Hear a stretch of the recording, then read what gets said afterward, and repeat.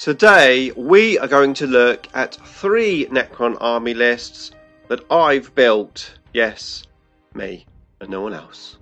And it's coming right up. Necrons! Nick speaking, and welcome to this video. Right, today, I'm going to share some of my Necron army lists, and if you haven't seen the previous video about 500 point Necron lists, well, maybe you should check that out, because in that video I confess that I used a list that wasn't mine. So today we're going to rectify that. I'm going to share 3 of my lists, and I'm going to be looking for some feedback from yourselves and even a vote. I'm going to set up a little poll on my community tab, and I'd love to know which list you think is the best. Okay, let's have a look at my Necron lists. I know you love these curtains, subscribers. They're back. It's just so sunny outside. It's so sunny that the exposure was really bad, so yeah, we've got curtains. Okay, so list number 1, and this is an interesting one actually, because this is the list that I made to play against 6+ Stevo after I played the Transcendent Catan list, because actually we planned to play 2 games, and I had the Transcendent Catan list and I had a list that I'd actually made. So let's have a look at that one. Okay, so what I've done is I've named these lists just to make it a little bit easier to distinguish between the 3, and this one I've called the Skorpekh Combat Patrol, and I'm using the Mefret Dynasty to give me that extra 3-inch range on weapons, and of course -1 AP at half range. Now we've got, heading up the force, the Skorpekh Lord, and I've given him the Mefret Dynasty Warlord trait, which is Merciless Tyrant, +1 to strength and attack. Pretty useful for a Skorpekh Lord. And I've given him the relic Nano Casket Scarabs, which of course is +1 to living metal, so it makes him pretty survivable, pretty nasty in close combat. Now of course I could have gone for Novok, however I went for the Mefret Dynasty because of my troops. And my troops, 5 Immortals, and I actually went for Tesla on this, a few more shots, potentially exploding 6s, and of course with the Mefret Dynasty giving me that -1 when at half range, which I thought was pretty useful. And then we've got in the elites slot here 3 Skorpekh Destroyers, of course to go with the Skorpekh Lord, and then 5 Death Marks. Now to be fair, when I made this list I just made it with the intention to try out some Death Marks because I hadn't played them previously. However, since I made this list I have played Death Marks 3 times in 3 different armies, and I have to say they've always performed really badly, so I'm a bit unsure that Death Marks in this list is actually a good choice. However, they do have some potential. They could potentially take some wounds off a character, helping my Skorpekh units in close combat to remove that character. So they could do some work for me, and for 90 points they sort of slot into the list quite well. Then I've got fast attack of 2 Scarab Swarms. Scarab Swarms, very useful for 500 points, because having made a few lists now at 500 points for Necrons, it's actually quite difficult to make a list because we are a fairly expensive army point wise, and you don't get many units or models, so Scarabs fit quite nicely into it. Now this is the list. Now the plan for the list, looking at the 3 combat patrol missions, where 2 of the missions you have 1 objective in your deployment zone, 2 in the middle and 1 in your opponent's deployment zone, and then the 3rd mission the objectives are sort of in a central position. And looking at those missions, and indeed in many missions for Necrons, what I tend to focus on is the middle objectives and my objective. I tend to ignore my opponent's objective because I'm not very often going to be able to get to them. And if you control 2 in the middle and your objective you're controlling 3, which is usually ample enough to score lots of points. So what I would do is use either the Death Marks on the objective, long range shooting if I'm not going to deep strike them. I have the option to use the Tesla Immortals on my objective, or indeed Scarab Swarm. So I've got a lot of options in terms of objective taking units in my deployment zone, and then of course I can move out with the army to the central objectives and try to hold my ground. I think I've got a good amount of units, a good amount of movement, a good amount of close combat attacks, and in my experience generally these smaller games, close combat attacks is pretty useful because usually there's quite a lot of terrain on the table blocking line of sight to too much shooting. So this is list number 1, the Skorpek patrol list. Let's have a look at the next one. Okay, so list number 2. Now this list I made after the Transcendent Catan disaster, where I was trying to come up with a much better list myself, and I think I did it with this list. Let's have a look. It's called the Wraith Combat Patrol List. Okay, so in this list I've gone for the Novok Dynasty, an extra 1 inch to charge range, and of course -1 AP in the first round of combat.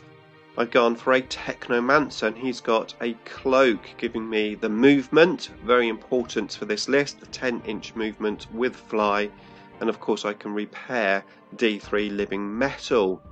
I've given him the Novok Warlord trait, Blood Rights, any 6s to wound, inflict a mortal wound as well as a standard wound, and I've given him the relic, the Voltic Staff, which is a great relic if you've got a character with a Staff of Light. So yeah, it sort of made sense. I had some points left over, and I gave this guy the Flactoring Hive, 20 points. So once I can use this to basically bring back a canoptic model. Pretty useful. Now troops, I have stuck with the Immortals for troops, however I've gone for Gauss weapons in this one. Elites, 3 Skorpek destroyers. I know I had them in the previous list, but I think the Skorpek destroyers are going to be a good unit for 105 points in a small game. Lots of wounds, good combat capabilities, and with the stratagem potentially fairly survivable. Fast attack, of course, it's called the Wraith Combat Patrol. I've got 2 units of Wraiths. Now this comes in exactly 500 points like the previous list. Not a waste of any points in my lists if I can help it. 2 units of Wraiths, pretty useful. I can flank the sides onto those 2 objectives on the sides, and then I've got the options with the Skorpek destroyers to sort of go down the middle.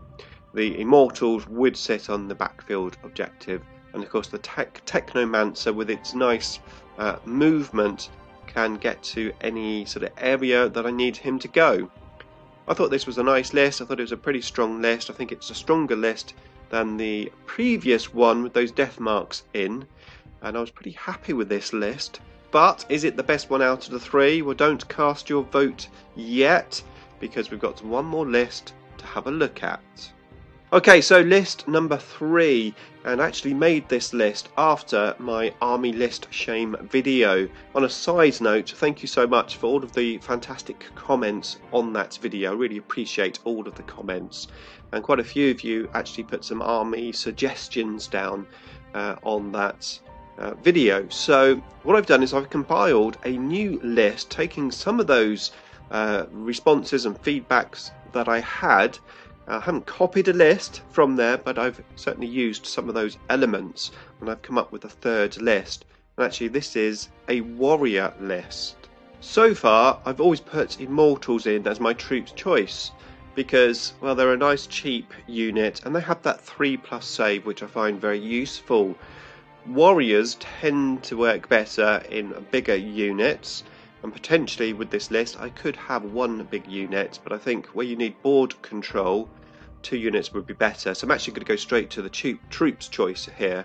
I've got 2 units of 10 warriors. Now I've chosen Reapers on these, and the main reason for that is I really like the strength 5 on Reapers, especially if I'm playing against Orcs, because although I don't like to list Tailor, but toughness 5 Orcs with those strength 4 Flayer options, just doesn't really work very well, and I think overall I just like the Reapers much better, even though they are shorter range.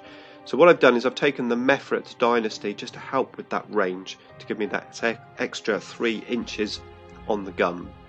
Now for my HQ choice, I've taken the Technomancer with Cloak once again and Merciless Tyrant. However, I've given him, although I've spelt it wrong, let's correct that, I've given him the Val of Darkness, just to give me some extra movement with the list if needed. He will of course be taking care of the warriors with his rites of reanimation. Now in the elite slot we've got 2 Cryptothralls. Now these have 2 roles depending on the mission and opponent. I have the option to either put them with the Technomancer to protect the Technomancer, or I could potentially put them in reserve and maybe deep strike to do mission objectives, or just to help me with a bit of extra board control. Of course they are infantry, so they can do actions as well. So for 40 points it seems like a nice little choice for that, and was a recommendation in one of the comments. So we've got 2 Cryptothralls. Fast attack, I have the Faithful Scarabs in the list, 4 Scarabs, and heavy support, because I feel well, so far in all of my patrol lists I've had no heavy support, and I felt I wanted a list with at least some heavy support. So 1 heavy destroyer in that list, and again this comes in exactly 500 points. And how I'm going to use this list is the Scarabs will be on my backfield objective as my warriors go to the sides of the board to get the objectives there, with of course the Technomancer, and the heavy destroyer will stay at the back, a backup to taking my objective with the Scarabs, and of course trying to get a good line of sight. 3 lists, pretty different from each other, and to be fair I think they all look pretty solid. However, I would love to know which one you like the best, and I'm going to play the list that gets voted the most in my next game against 6+ Stevo. Stevo, watch out, because I'm coming, and I'm coming with one of my lists. Now if you want to see my Army List Shame video, which I've been talking about in this one, then check it out. There it is there. Hopefully you can learn from it as I have.